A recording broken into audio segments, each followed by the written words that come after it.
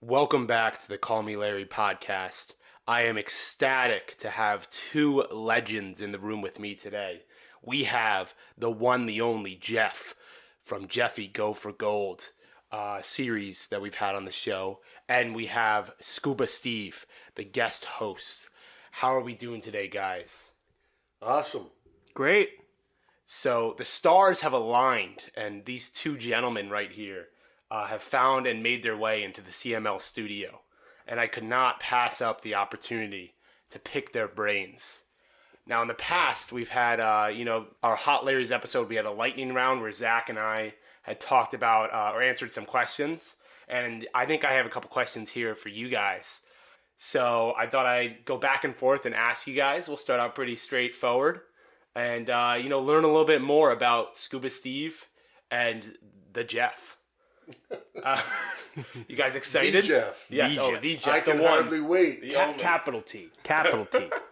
As long as I'm a big Larry, I feel privileged to be called a big Larry. We have the big Larry.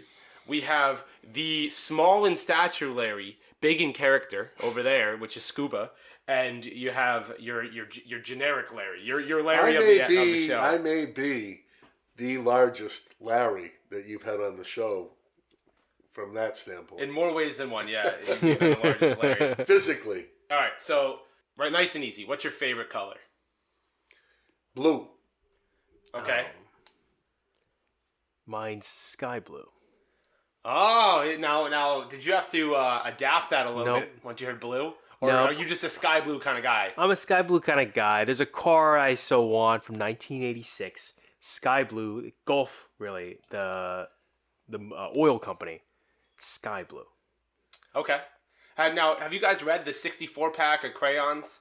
They have some very interesting colors. I've definitely eaten all 64 crayons Okay, from so Crayola. let me just toss this in. My business is all about color. Oh, shit, that's true. So I sell... He's the Sky color master blue, here. Sky blue ink is much more expensive than processed blue or what we call cyan in the industry. Now, to take it another step further, most of the pictures that you see that are printed are made from the four basic colors. CMYK. There you go. Yeah. CMYK. Oh, so he does know that. But sky blue might be more like a PMS 284 blue. So, This guy's speaking tongues. He's speaking printer over here. So what PMS? It's not MS. It's PMS. A Pantone matching system. So there's a system of colors, and it's a color book, which is like your crayons. With There's Pantone chips. There's Pantone chips that match colors, and there's several thousand of them. And you have a color book, and you match up. Wow. So when you ask someone their favorite color, most of the time people would give you, actually the most common answer is blue. The second most common answer is red. Red, right? Blue and red. Those are the two. Those are the lightsaber colors. If you ask baby. 100 people, 70 people will tell you blue, and 30 people. Are you just pulling these stats out of your ass, or no? Okay. No. I know That's that. awesome. Okay. My, you're recent Stupid Jeff facts. Okay. Yeah, My recent business is in printing and Yes. printing coffee bags. So that's why we use Pantone colors for everything. So Wow. Steve never ceases to amaze me with his knowledge of just about everything. Okay, and I know some stuff from design, I know that, but that was not the long-winded answer I was expecting on a favorite color. And when I was talking about crayons, I was talking about there's a color called Tickle Me Pink, and that's my favorite. Well, that's a version of red. But okay, so we got a little bit of info there.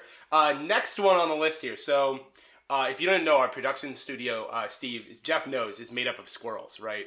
And Richard is a great producer on the set. He put this question in.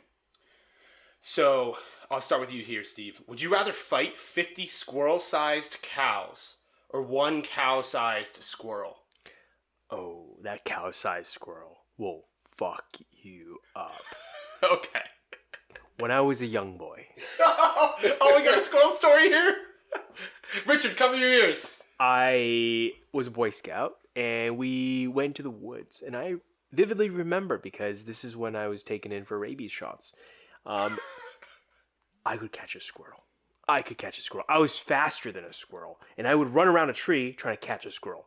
And one day at Boy Scouts, I caught a squirrel by the tail. And when you catch a squirrel by the tail and you really hold on to it as a young 7-year-old boy.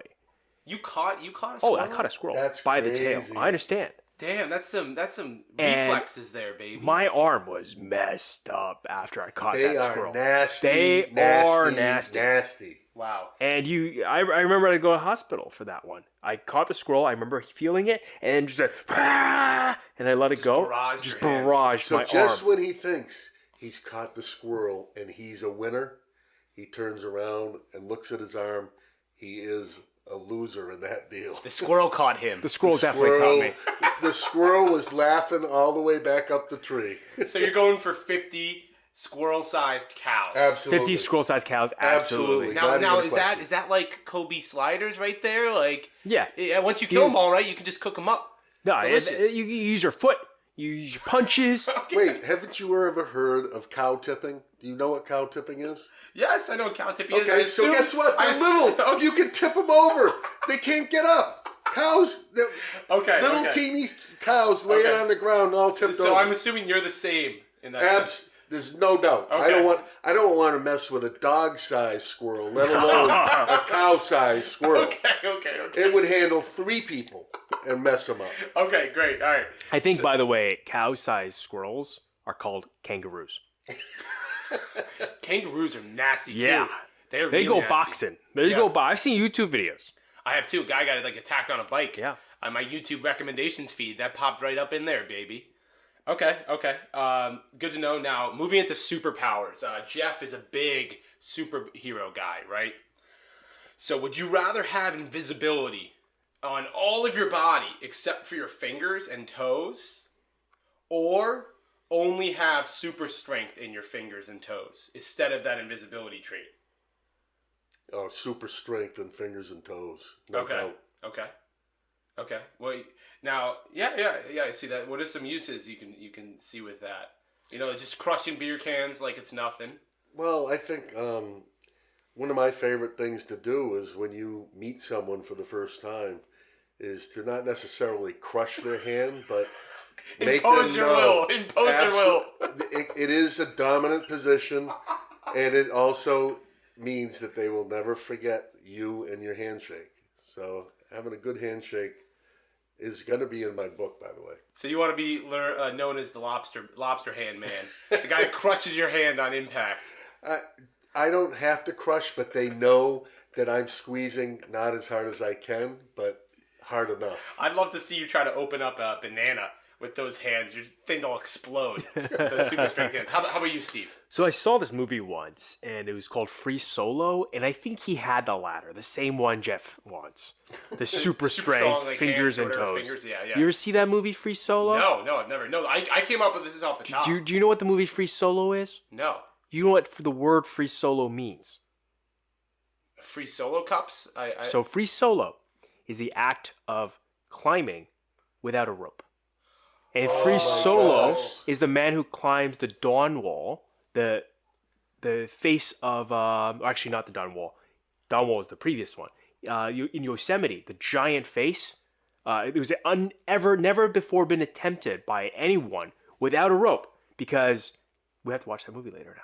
Yeah, we do. And Oh this my man, gosh, yeah. they scan his brain afterwards, and he doesn't perceive fear in the same way normal humans. Wow.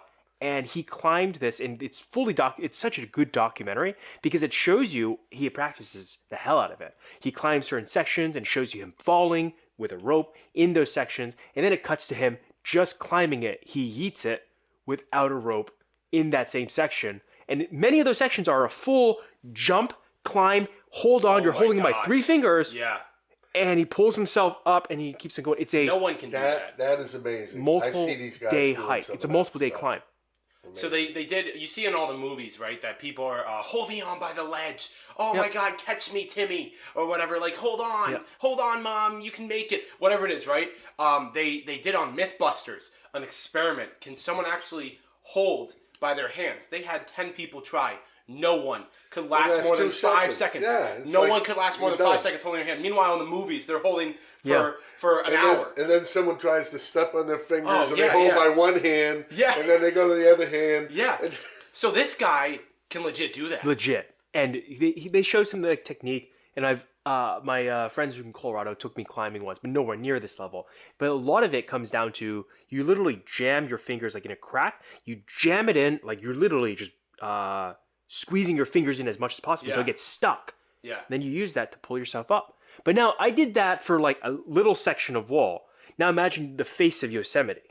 You gotta have like callus hands. Like your entire hand has to be a callus. Yes. Just like blocks. But So we have to actually see this now because it's an incredible, like on this big screen, you're going to get vertigo. Oh boy. All right. We gotta check it out. Yeah. So you'd go the same. 100%. Okay. Because the other one's just creepy.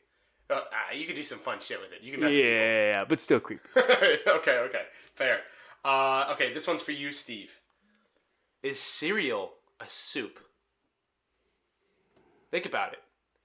You have the actual cereal, right? So you're putting milk in it. I gotta tell you, growing up, my parents did a couple things American. We grew up with cereal. Yes, we grew up drinking full whole milk, and I remember whole milk is my jam. Tastes great. I hate how people go for the skim milk. The whole milk is better for you too. Better flavor. Listeners, not just better flavor, but do you want weak bones or do you want strong bones? If you want strong bones, you want the whole milk. So I remember thinking about this as a kid. Cereal, what is it? And one day we ran out of milk. And my mother thinking, well, it's just a liquid, which defines soup. It's just a liquid. Put in Sunny Delight. Oh my God! You actually did the OJ Sunny milk, OJ Delight. cereal. Yes, the OJ cereal because we ran out of milk. And so, look, it's a soup. It's straight up a soup. And you drink orange juice or Sunny D with your breakfast anyway. Exactly. That's Might exactly as well how she thought. Combine the two. Listeners, it's not good. Don't worry about what it was. It got probably Raisin Bran because my dad liked Raisin Bran and I like my Lucky Charms. But it's not good. Okay, so is it by a the soup, way, though? Lucky Charms is soup with candy. Or milk with candy. Wait, so it's soup. It's definitely soup because it means that you can put any kind of liquid in it and it's good. That's true. All right, Jeff, I'm going to answer for you here because I already know the answer. You know what my dad likes to do? He likes to put cereal and milk together and let it marinate. He likes to let it sit until it's a soggy soup. That's by choice. For me, I'm on a timer. When I put that milk in my bowl, I got a total of 3 minutes to finish my cereal before my cereal gets soggy, right? And that's important that it doesn't get soggy. He's the exact opposite. He'll let it sit for 30, 45 minutes until it's fully seeped in. So it is definitely a soup for Jeff. But here's what happens. So say you have a frosted Cheerio. A frosted Cheerio is only about 1/4 of an inch in radius. Think about a soggy one. It's 3 times as big. There you go. You just increased the size of your goodie. Oh, so you're getting more cereal. You're getting more cereal. The perception. Less milk, but more cereal. The perception of more cereal. It is. The perception of more. All right, Jeff, bouncing over to you. When I was a kid and growing up, and, I think Steve's in the same boat here, Pokemon was big. And you used to personally feed me magic cards, as in provide me booster packs when I do something good or do your bidding. When I was a small child, you paid me in booster packs. You want me to do something? Jason, rub my feet. Jason, go take out the trash. Jason, go pick up sticks. I'll pay you in Pokemon cards, right? And so if you could pick one Pokemon to have at your side out of the original, the OG Pokemon, what would it be for you, Jeff? I know you could describe the character if you have a little bit of trouble remembering. I know you know them all. The Dragonite. So there's 2. Charmeleon. No, Dragonite. I like Dragonite. There's Charizard and Dragonite. Charizard. Hands down, Charizard. So you're just Charizard. Okay. I love Charizard. Okay. Now, what I will tell you about the Pokemon situation with Jason, when he was young, he didn't know Pikachu versus Charizard are the valuable cards. So I would open up the packs. I would keep all the good ones. Are you kidding me? I motivated him with the rejects and Wait, the this is leftovers. the first time I've heard this. Are you kidding me? I'm coming clean because I've lived with that my whole life and I felt guilty about it. So now I feel obligated to come clean. That is so messed up. That's something I would do to Rachel. And you did that to me? funny. And guess what? I would do that to my sister. I guess you learned it from me. I cannot believe you. But ultimately, the way I look at it, you get all my cards anyways. Yeah, okay, wait. To be fair, those cards would not have survived if they ever really got into my possession. That was a tactical move. Because I have those cards now anyway, and you don't even know that. Because you lost them. And you would have beat them up. They would have been in terrible condition. That's right. Exactly. So, they would have never made it. So, okay, you were looking out for my best interest the whole time. Absolutely. There was a subliminal purpose to my actions. Well, as much as it hurts me to know that you took advantage of me, maybe I'll pass it down to my son, and that'll be the same concept there. But, okay, so Charizard is your Pokemon choice. Yeah, I like Charizard. All right, Steve. You're up. What is your Pokemon of choice out of the original first gen? I think it comes to my first Pokemon card.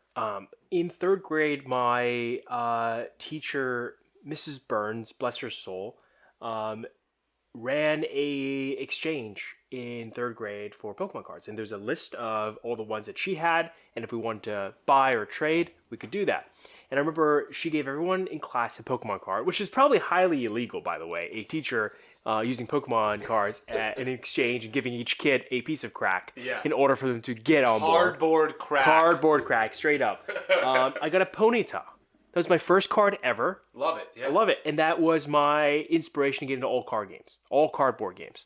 And I remember, because I used to play baseball, which I'll show you a picture later because I can't find myself in this picture of me and my whole baseball team. But I don't know where I am in this. And it sits on my parents' bedstand table for the last 30-something years. So I don't know where I am, but I play baseball. At it. I don't think he's in it. I don't think I'm in it either. The day you were sick that day. I'm pretty sure I was sick that day. That's what I said. I'm pretty sure. So anyways, I used to save because we used to get $1 for snacks at baseball. And I used to save that $1 until I could go to Walmart for $3.59 or 49 cents. I could buy a booster pack. And that's how I made all my money. Because I'd buy the booster pack from Walmart, open it up, and go sell the rare cards at the card shop down the street. And back then, the price there was much more arbitrage with that, yeah. right? Because the prices weren't all shared online and public. Exactly. Do you think that buying and selling Absolutely gave you 100%. A real feel for 100%. for trading and being an entrepreneur and doing business transactions? Absolutely. And, you know what? I mean, the same was for me. You did it. Here's my problem. I never sold anything. You're terrible at selling. I'm terrible. I'm great at buying, and I'll buy all day. And then all I do is build up inventories that my wife wants to throw away of everything. Rocks. She doesn't want to throw coins away, which I think is probably good because they're worth a lot of money. I mean, they're straight money. It's minerals. It's money. That is cash.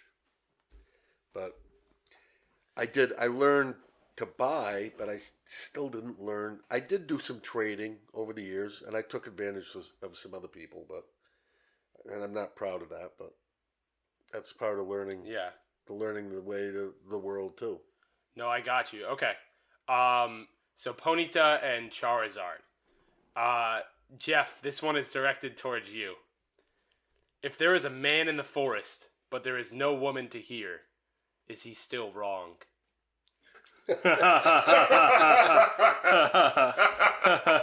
No, the only time a man is wrong is when there is a woman in the forest, and if there is a woman in the forest, he is always wrong.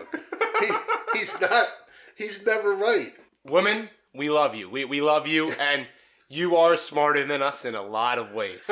So it's totally justified. But I thought that was very funny, and that's something that you could draw some parallels to. Just a little bit of humor, over here. Okay, so next question. Steve, Yeah. what's something that's invisible to people's eyes that you wish people could see, or like that was visible? It could be anything. If you and everyone else could see something that isn't currently visible to the human eye. How much someone trusts someone else, I wish that was visible to the human eye. I wish that was something you could actually see, because it's the amount of deception and the amount of bullshit and everything, the amount of chess that's played and politics. I don't like it. I don't get it. I went to a school full of people like that. Yeah. I wish you could see it. And as you grow in life, you actually do get to see it and you get to understand it a lot better. But it's like, it's the people who you don't see it. Those are the people who have the opportunity to hurt you the most. Yeah, and that's one of the that's very rough. That's really I think that's kind of profound. It's like you figure it out over time, right? Yeah. But if it's something that you can see on the spot, if somebody's trustworthy, right, and really has your best intentions, and vice versa, if you have their best intentions out front, that would really change a lot of dynamics in the world 100%. And resolve a lot of issues before they even happen. By the way, that's called being able to judge someone's character, and that is not something that is easy to do, and it's something that some people will live their whole lives and not be able to do that. But if you can be a good judge of character, and see those things and read through, it's definitely a leg up in life. It really is. No, that's awesome. And do you have any other ideas around that, or do you second that, Jeff? I think that was a great answer. I also wish you could see the size of someone's heart as it refers to character. Are they a generous and giving type person, or are they someone that wants to take? Okay. Wow, that was two great answers, guys. I was gonna say I'd like to see where someone's fart so I can avoid it. So good answer. Yeah, mine was a lot more base level. By the way, there is I think there is a video on YouTube, and it does show that there is a way to see. I don't know if it's ultraviolet. I think it's. Have you seen it? Yeah. Infrared. You can see heat. Notice it's a heat. I think it's fake, but it's still funny. It's hilarious. Heat and it shows what happens with a fart. All right, quick one here. How do you feel, Jeff, about pineapple on pizza?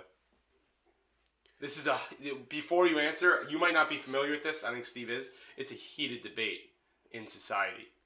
People are very judgmental. It's almost a bipartisan, Democrat versus Republican. It's heavy. So pineapple on pizza or not? Does it belong or does it not? No, pepperoni.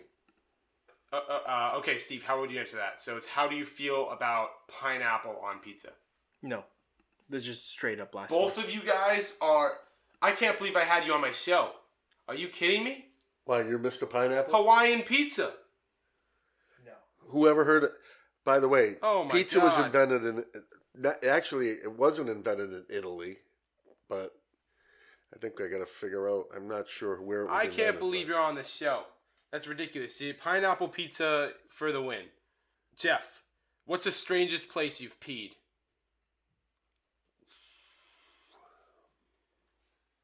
Steve, you're up next, so start thinking. There's so many places that I peed. That's a very... very difficult. There has to be a memorable place. Well, I guess the memorable place would have been at a football game, tailgating, and writing my name. In script. In the snow? In script? You're advanced. Wow. And, that's some advanced peeing. And we brought someone over to verify what I wrote, and they could read it. How long did it take you? Was there stopping and starting involved? Well, let's not get into it. It was I was Jeff. I wrote my name, Jeff, and it was legible. My name, Jeff. My name, Jeff. That is hilarious. How about you, Steve? Benjamin Franklin, University of Pennsylvania. Peed right on his face. Okay. I peed off the side By of the mountain. By the way, Ben Franklin was a very famous inventor. Was there any reason to pee on his face, or he just happened to be in the way? That's the thing you do. And when you go do that, when you realize afterwards how many Asian families go hug and kiss Benjamin Franklin, it just adds to the flavor.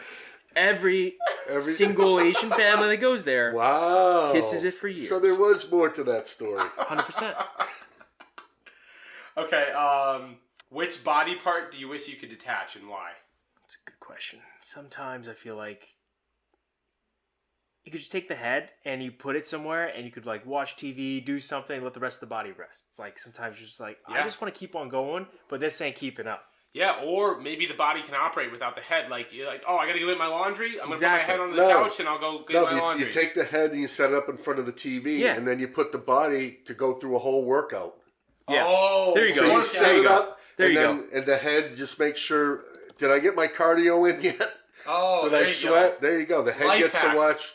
The head can play video games. Life hacks, people. Life hacks. That's great. Yeah. All right, guys. Well, that was great. Thank you for answering these questions. Scuba, is there any kind of stuff you want to talk about to kind of finish this off? Look, a lot more episodes of Call Me Larry coming. I expect to be on many more of these shows no matter where I am, and I expect us to be hosting one of these on a beach somewhere sometime soon, all three of us. So look forward to doing that with all the listeners and with the Larrys here. CML Beach Edition coming soon. That's great. Thank you. And Jeff, thank you for coming by. Is there anything you want to close out with? No, I just want to say I feel very honored to be involved in the Call Me Larry episodes, any and all of them, and I hope that I have many more opportunities to participate. You guys will definitely be back. Thank you for coming by, and we will see you all soon. Peace. And I'm asking myself, can I trust you? Making money and I spend it. New model in my bed, did I mention? On another level, my money embedded.